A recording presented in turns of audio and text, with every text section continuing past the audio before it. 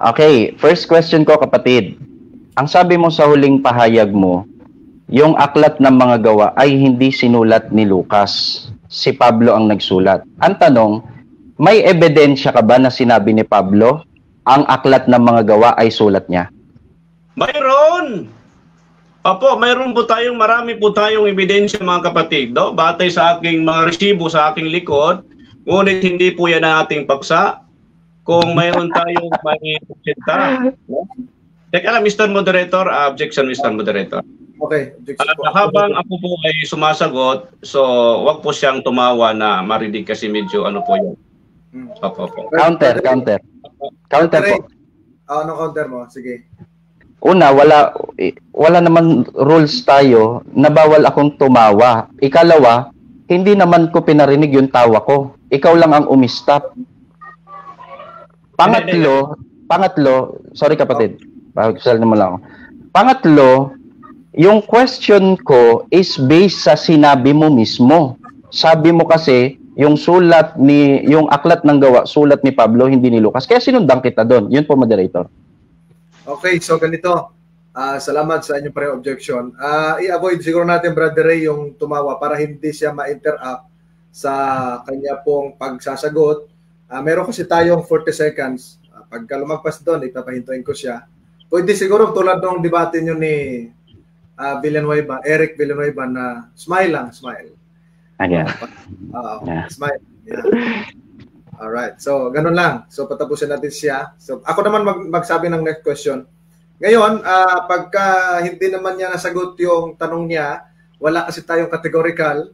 So pagka nakadalawa ka ng tanong na hindi mo pa rin nasagot, di mag-proceed ka ng next question. Let the audience decide. Okay? So salamat po sa inyong dalawa. Proceed tayo. Ang ating time ay 9 minutes and 25 seconds. Next question, Brother Ray. Teka lang, Mr. Moderator, nasagot ko na po yung tanong po niya. Oo. Mayroon, sabi ko. Kaya nga, so mag-next question na siya. Next question. Follow-up question. Pwede ka bang magpakita ng ebidensya? Kasi ang paksa natin ayon sa Biblia. Pwede ka bang magpakita ng ebidensya na sinabi sa Biblia ni Pablo na yung aklat ng mga gawa ay hindi sulat ni Lucas kundi sulat niya? Objection, Mr. Moderator. Di ba ang rule natin ay tanong at sagot? Ngunit pag sinabing pwede ay papasok po yon sa pakikiusap. So magtanong po kayo kapatid na remungkada, wag po kayo makiusap. Next question po. Okay, rephrase ko yung tanong. Go ahead. Nung sinabi mo na yung aklat ng Lucas ay sabi ni Pablo, sino ang nagsalita? Ikaw o si Pablo? Kung si Pablo, anong talata? Ako po ang nagsalita. At batay po sa mga referensyang ating babasahin, ang gawa po ay sulat po ni Pablo. Sapagkat si Lucas po ay sekretary ni Pablo. Kaya kung ano po ang sasabihin ni Pablo patungkol sa kasulat ni Lucas, ay yun po ang masusulat. Kaya yung knowledge, yung kaalaman na ibinigay kay Lucas kuno, ay galing po yan kay Pablo. Siya po ay sekretary ni Lucas. Kaya yung tindig po ninyo na si Pablo ay isang apostol, batay sa mga talatang ginamit po ninyo, ay napakawik po yun sapagkat siya lang mismo ang nagsulat at siya lang po ang author niyan. Next question please. Sunod na tanong. Saan ho mababasa na si Lucas ay sekretary ni Apostol Pablo? Okay, nasa Biblia po at sa mga referensya. Saan po? Teka lang, Mr. Moderator, mayroon po akong oras eh. Hindi po siya pwede sumingit. Pag nagtanong po siya, stop po, tapos tutuloy. Hindi po siya pwede mag-back-in kasi may oras po. Okay na, brother TJ. Let the moderator speak. Okay, pagka meron na kayong i-address sa moderator, ako na bahala. So, Brother Ray, after mo ng tanong, wait ka ng sagot niya.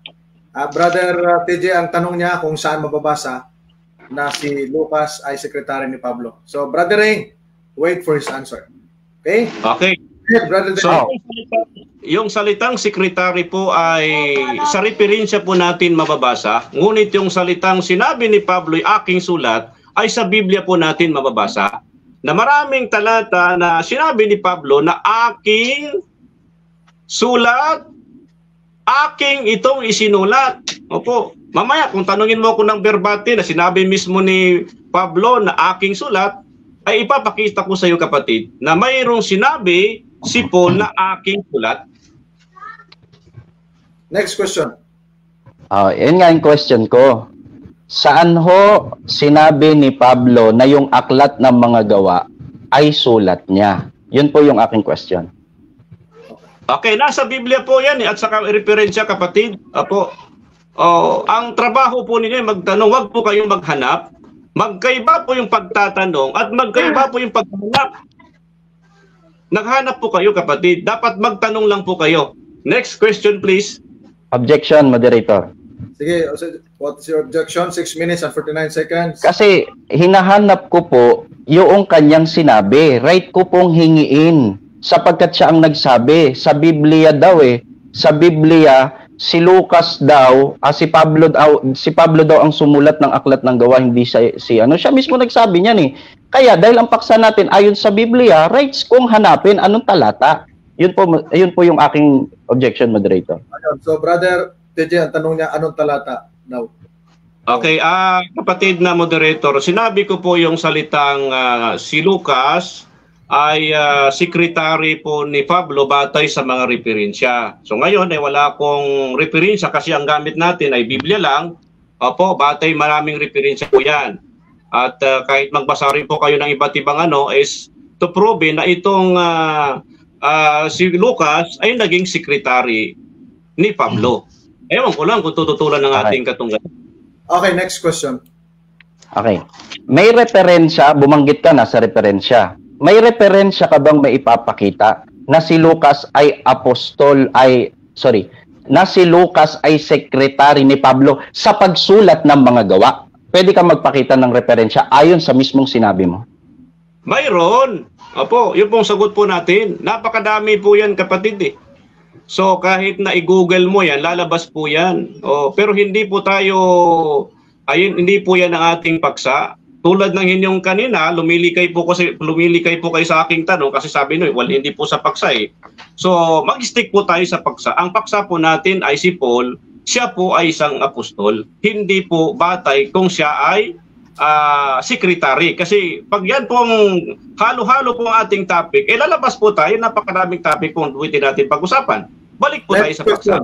Next question. Next question. Pasensya ka na, kapatid, hindi kita bibitawan dito kasi ang paksa natin is si Pablo Apostol ayon sa Biblia. Pero kasama sa cross natin is questionin lahat ng lumabas sa bibig. Sinabi mo na yung aklat ng Lucas ay sulat ni Pablo at hindi ni Lucas. Sinabi mo na ang aklat ng gawa ay hindi sulat ni Lucas kundi sulat ni Pablo. Sabi mo, mababasa sa Biblia at saka sa referensya. Anong talata at anong referensya na maipapakita mo na sinabi ni Pablo si Lucas ay sekretary niya sa pagsulat ng aklat ng mga gawa?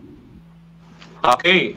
So kung reference ang ating pag-usapan, kapatid, ay hindi natin muna yan maipakita ngayon kasi ang daming referensya sa likod Pero kung mababasa ko sa iyo sa talatang ito na mayroong itong talata na ito isinulat ni Pablo, ay wala bang challenge to, kapatid na moderator, or objection. All right. Objection. Ganito, sa ating rules, wala kayong challenge doon o showdown. At kung ano yung tanong, yun ang sasagutin ayon sa ating rules. So pakinggan natin. Ang ating pong oras ay 5 minutes and 52 seconds. Pakinggan natin ang sagot ni Brother Teji doon sa talatang hinanap ni Brother Ray. Ngayon kung sabihin niyang wala, the next question tayo.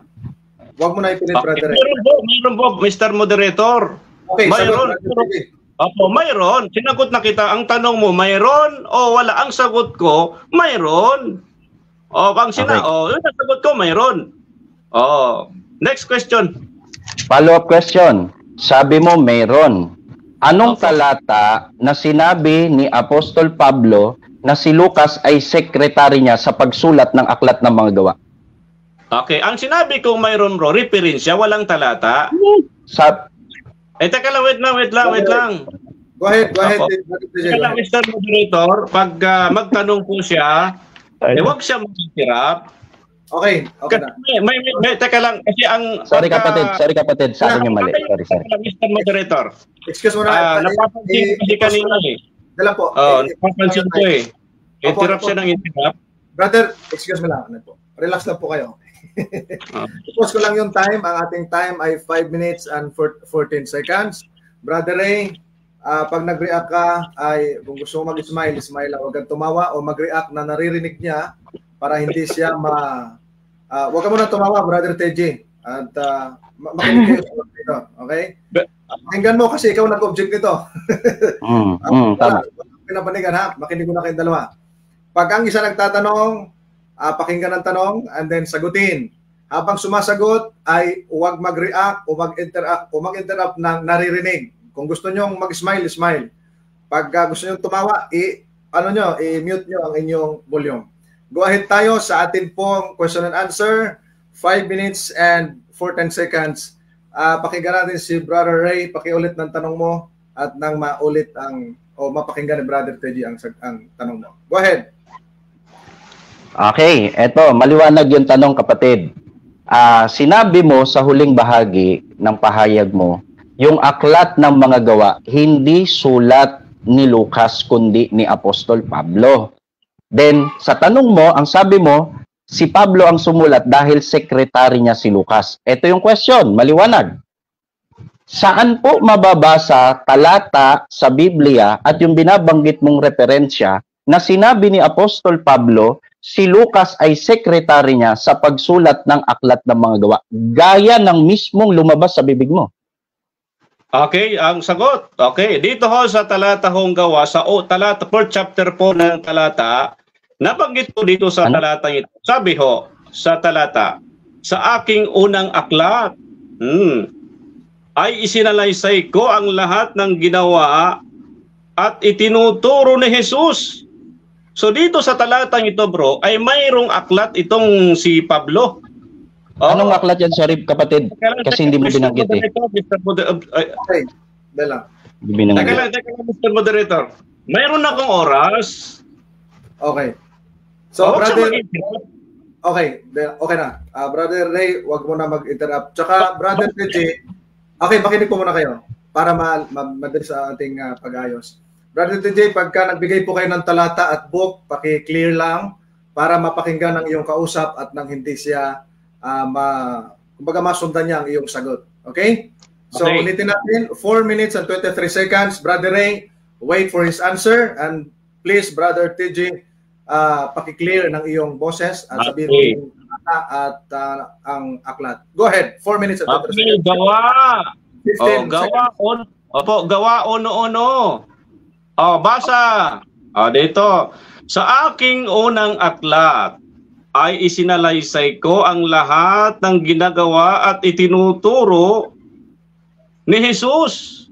So dito sa talatang ito, mga kapatid, ay mismong nagpapatunay na mayroon palang aklat itong si Pablo at kanya daw isinalaysay.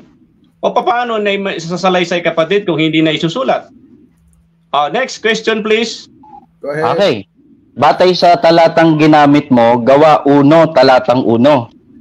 Saan po sa talatang yan, sinabi po diyan na si Lucas ang nagsulat ng aklat ng mga gawa?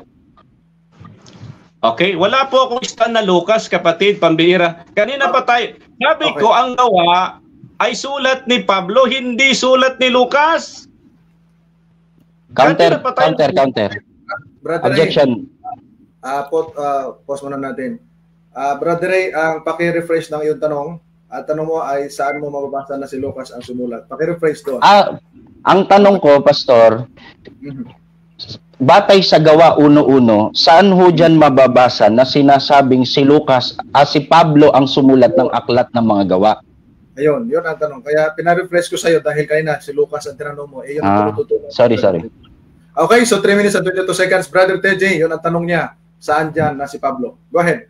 Okay, actually, kung verbatim na masabi natin, nababasa natin si Pablo. Ngunit, halimbawa, sinabi ni Raymond Kada, ako ang nagsulat. Hindi na kailangan pa na banggitin ang pangalan ni Raymond Kada. Automatically, siyang nagsulat. Pag sinabi ni TJ, ako ang nagsulat, So hindi na kailangan na banggitin pa yung pangalan ko para masabi na kung nagsulat. Okay, next question please. Follow-up question. Saan ho sa Gawa 1:1 sinasabi ni Apostol Pablo na yung gawa ay sulat niya at hindi ni Lucas? Okay. So wala tayong mababasang ganun verbatim sa talata, kapatid. Ngunit Okay. pag sinabing ako ang nagsulat tapos si Pablo ang nagsalita, ay automatically si Pablo ang nagsulat. Hindi mo na kailangan hanapin ang kanyang pangalan. Napaka ano naman na argumento yan, kapatid. Oh, maliit masyadong ano. Okay. Brother TJ, no side comment please. Go ahead. Your question. Sorry. Okay. Okay. Follow-up question. Pwede na? Next question. Okay. Sabi mo dito, pinagbatayan mo, sabi mo si Pablo sumulat. Ang sabi sa Gawa, ang unang kasaysayan na ginawa ko, o Teopilo, ay tungkol sa lahat ng pasimulang ginawa ni Jesus, ginawa at tinuro ni Jesus. So tanggap mo ba, ayon sa iyo, na si Pablo sumulat nito, ay sinasabi sa talata na yung sa pasimula, ang itinuro, sabi mo si Pablo, ay mga turo ni Jesus. Tanggap mo ba ayon sa talatang ginamit mo, na si Pablo nagsasabi, yung kanyang isinulat ay turo ni Jesus? Okay, so moderator, sasagot ako. Itong talatang ginamit ko po ay magkaiba po sa talatang ginamit niya. Oh, sabi ho sa talatang ginamit ko, magandang balita, Biblia, sabi niya, isang salin, sa aking unang aklat. So ito pa lang si Pablo, mayroon siyang aklat. So paano magkaroon ng aklat kung hindi mo isusulat? Opo. So maliwanag na itong gawang ito, kapatid na remoncada, ay sulat ito ni Pablo. Oh, sa aking unang aklat ay isinalasay ko sa lahat ng ginawa na itinuro ni Jesus. Next question. Next question, please. Sabi mo, si Pablo sumulat dyan. Ang sabi ng sumulat, isinalaysay niya daw ang lahat ng gawa at itinuro ni Jesus. So tanggap mo ba si Pablo ayon sa batayan mong talata, itinuro niya at isinalaysay lahat ng turo ni Jesus? Okay, sagot. Yung Jesus na tinutukoy ni Pablo sa talatang ito, teka lang, ay hindi ito ang tunay ng Jesus. Wala ako nagsalita. Apo. Go ahead, TJ. Ang gusto kong patunayan sa iyo na ang aklat na ito, sabi ni Pablo, aking unang aklat. Kaya to proven na ang gawa ay sulat ni Pablo. Next question, please. Time na po. Sorry. Sorry, brother. Sorry. Tumawa.